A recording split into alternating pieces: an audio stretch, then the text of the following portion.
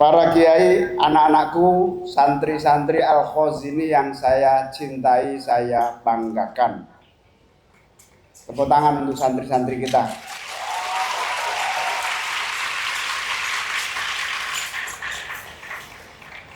Para pimpinan dan pengasuh-pengasuh pondok pesantren atau yang mewakili dari berbagai pesantren-pesantren yang hadir seluruh Jawa Timur maupun yang melalui virtual, para pengasuh-pengasuh pimpinan pesantren se-Indonesia yang saya muliakan. Pertama, tiada lain kecuali rasa syukur atas seluruh nikmat dan karunia yang diberikan Allah Subhanahu wa Ta'ala.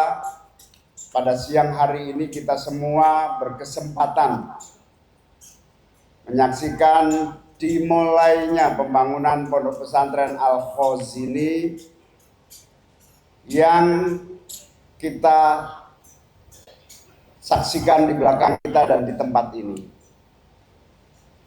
Saya kira ini termasuk tanah pesantren, ternyata cuma yang di sini. Moga-moga segera tambah lagi pesantren kita. Amin.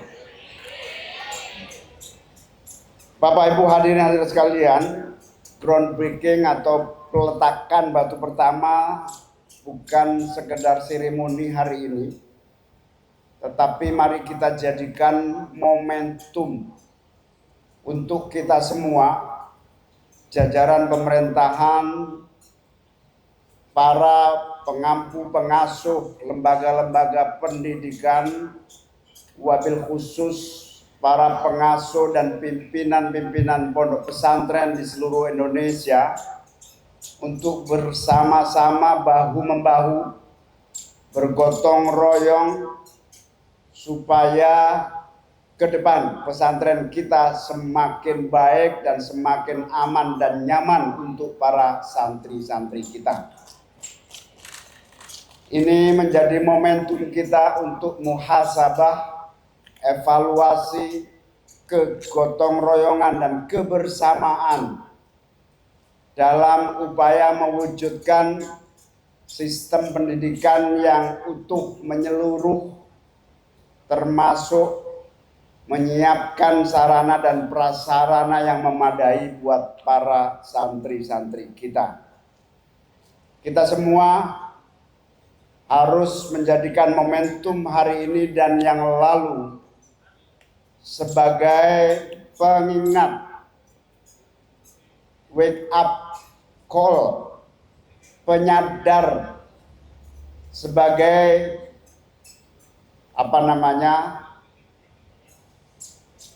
tempat kita untuk bangkit melihat dan menata masa depan yang lebih baik. Ketika musibah terjadi, Pak Presiden Prabowo memerintahkan kepada saya segera lakukan langkah-langkah cepat dan efektif buat mengantisipasi pesantren-pesantren kita, buat upaya agar seluruh kesalahan dan kekurangan masa lalu tidak terulang kembali. Termasuk khususnya Al-Khazini yang begitu menjadi perhatian. Bapak Presiden sendiri pingin hadir ke sini waktu itu dan hingga hari ini. Tapi karena kesibukan dan waktu itu memerintahkan kepada saya untuk secara khusus menemui Al-Mukarram Bapak Kiai Abdus Salam. Pak Prabowo langsung punya komitmen dan keinginan yang tinggi kalau sudah menyangkut pesantren. Karena beliau menyadari penuh sejarah pesantren. Seperti yang disampaikan Kiai Abdus Salam tadi, pesantren punya sejarah panjang jauh sebelum kemerdekaan. 1917 sudah memberikan kontribusi bagi pendidikan santri-santri kita dan juga berkontribusi memerdekakan bangsa kita menjadi pejuang-pejuang kemerdekaan tanpa pamrih. Itulah yang disebut jihad untuk anak didik dan generasi, sekaligus jihad melahirkan bangsa kita. Oleh karena itu insya Allah Pak Presiden akan terus sungguh-sungguh, bahkan beliau sering cerita, dulu itu zaman perang maupun zaman-zaman menghadapi berbagai kesulitan dalam kehidupan berbangsa dan bernegara, pesantrenlah yang membackup, yang mendukung pemerintah di dalam kesuksesannya, termasuk Pak Prabowo sendiri. Kalau mau perang pasti ke pesantren dulu, golek jimate dulu. Itu dulu. Moga-moga para ulama, para kiai tetap sakti dan tetap manjur doanya hingga ila yaumil qiyamah. Amin. Bapak Ibu hadirin sekalian yang saya muliakan, pemahaman Bapak Presiden itulah yang menjadikan Pak Presiden sangat memiliki komitmen tinggi, perhatian, komitmen itu perhatian yang tinggi bagi pesantren-pesantren kita, agar kita semua juga menyadari sejarah dan peran hingga hari ini. Karena di pesantren selain memiliki penyiapan generasi keulamaan, juga menyiapkan pemimpin-pemimpin keumatan yang lahir dari pesantren, sehingga insya Allah lulusan pesantren bukan hanya memiliki modal ilmu, tetapi juga modal kepemimpinan. Amin ya robbal alamin. Pesantren merupakan sistem pendidikan yang komprehensif karena punya patokan man aradad dunya fa alaihi bil ilmi wa man aradal akhirata fa alaihi bil ilmi wa man aradahuma fa alaihi bil ilmu. Pengetahuanlah yang kemudian menjadi rujukan dalam seluruh aspek kehidupan duniawi dan akhirat. Sehingga insya Allah pesantren adalah pendidikan komprehensif yang anak-anaknya dididik untuk siap menghadapi tantangan dunia dan menghadapi masa depan akhiratnya. Sehingga pesantren-pesantren kita insya Allah memiliki relevansi konteks zaman, termasuk zaman hari ini dan di masa yang akan datang. Para kiai, para santri yang saya muliakan, hari ini tantangan sudah berubah. Begitu kompleks, multidimensi.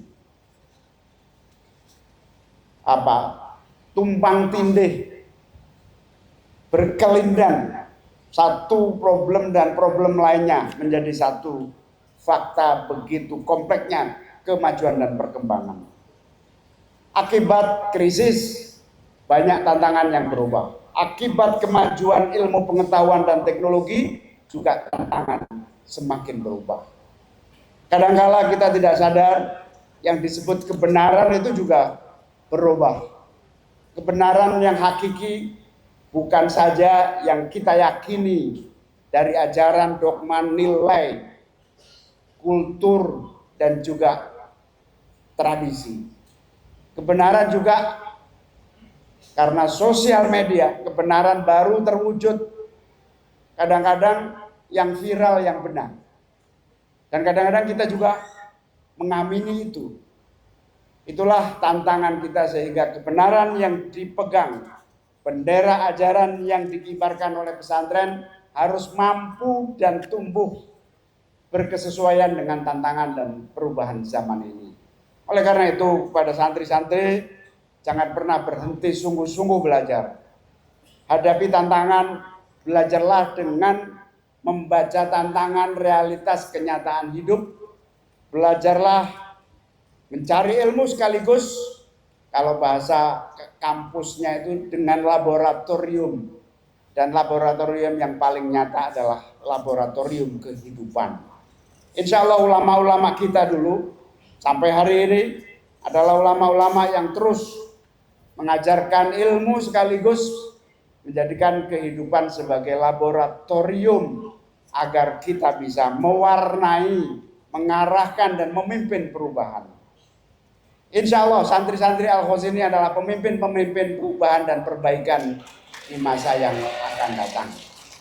Al-muhafadzatu 'alal qadimis sholeh wal akhdhu bil jadidil aslah. Pemimpin-pemimpin perubahan itulah yang ditunggu oleh umat, pemimpin-pemimpin yang memiliki visi masa depan yang tepat. Kalau ada pemimpin yang geger-gegeran itu pemimpin masa lalu. Nggih napa nggih? Ono pemimpin kok geger-gegeran, nah itu berarti masa lalu. Harus diganti oleh santri-santri yang memiliki masa depan seperti di Al-Qazi.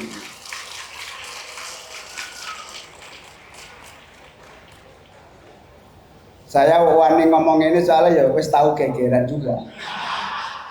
Wis kapok gegeran. Gus Salam nih, Kiai Abdul Salam ini pengalamannya sak tumpuk. Wis pengalaman gak belajar-belajar, malah diulangi meneh. Aku gak cerita sapa maksudnya.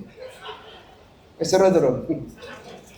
Oleh karena itu menjadi fakta bahwa laboratorium kehidupan itu adalah yang menjadi denyut nadi sistem pendidikan pesantren kita.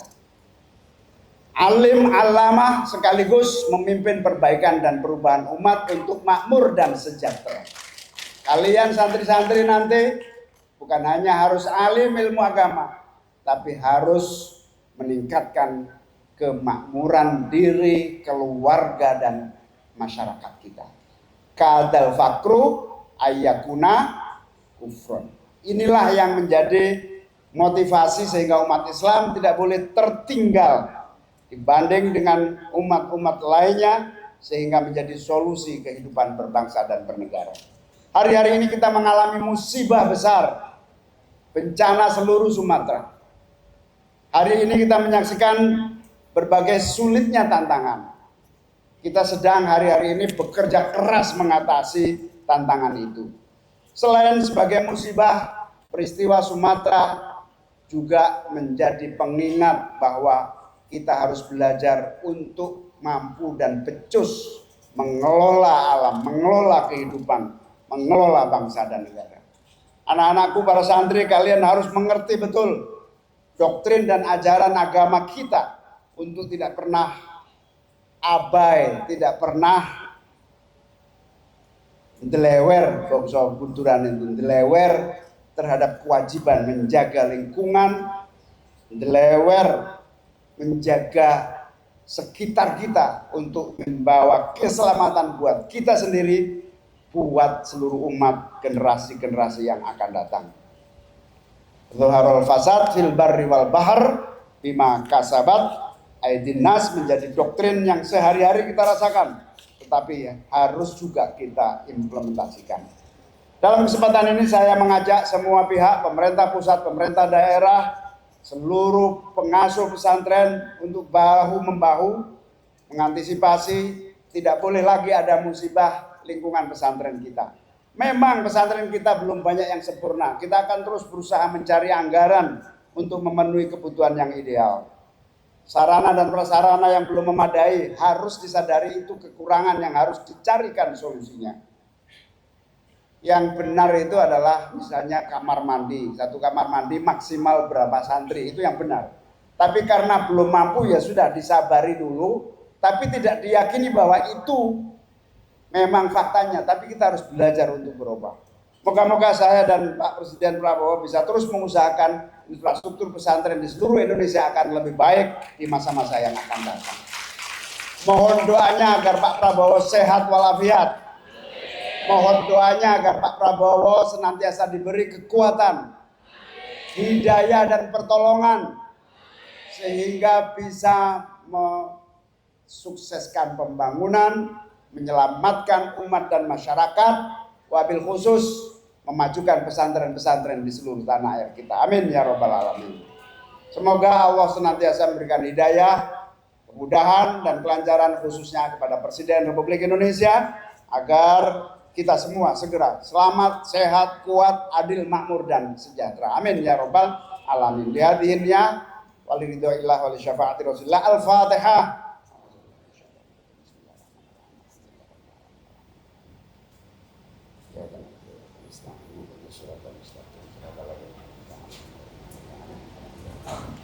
Anak-anakku doakan terus Pak Prabowo selalu mendapat hidayah dari Allah Subhanahu wa taala. Mengakhiri sambutan saya, mari kita baca satu Fatihah, kita hadiahkan kepada saudara-saudari kita yang telah mendahului kita. Semoga keluarganya diberi kesabaran dan kekuatan. Kepada kita semua santri-santri di seluruh Indonesia diberi kekuatan dan keselamatan oleh Allah Subhanahu wa taala. Tidak ada lagi musibah-musibah. Kemarin baru saja 2 hari yang lalu dapat musibah. Ada atas nama pesantren kiainya bikin kekerasan kepada santrinya. Saya bilang itu pasti pesantren palsu. Moga-moga seluruh pengasuhnya juga diberi kekuatan, hidayah dan kesehatan. Amin. Untuk para santri yang telah mendahului kita, Hadratin Nabi Mustafa Muhammad sallallahu alaihi wasallam, lahumul Fatihah.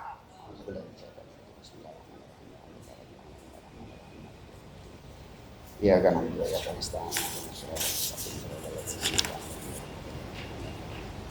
kepada seluruh keluarga dari peristiwa yang lalu, moga-moga Allah memberikan kesabaran dan kekuatan. Amin. Marilah kita mulai pembangunan ini dengan bersama-sama membaca Bismillah. Bismillahirrahmanirrahim. Semoga bangunan cepat selesai, kuat, berkualitas, tidak dikorupsi, lancar, membawa keberkahan buat semua yang terlibat, berkah buat semua yang membantu. Kepada Kementerian PU, terima kasih, tepuk tangan untuk Kementerian PU. Kita doakan Menteri PU dan seluruh jajarannya sampai PU provinsi sini dan kabupaten sehat terus, selamat terus, lancar terus. Terima kasih kepada Menteri Agama, ya, beliau pamit juga, semua lagi konsentrasi di Aceh. Menteri ATR juga kirim salam kepada semuanya pamit. Moga-moga semua yang terlibat dan membantu diberi kesehatan dan kekuatan oleh Allah Subhanahu wa taala. Terima kasih, matur nuwun atas perhatian sedaya, mugi-mugi sehat walafiat dan berkah selalu. Amin. Wallahul muwaffiq ila aqwamit thoriq. Wassalamualaikum warahmatullahi wabarakatuh. Waalaikumsalam warahmatullahi wabarakatuh.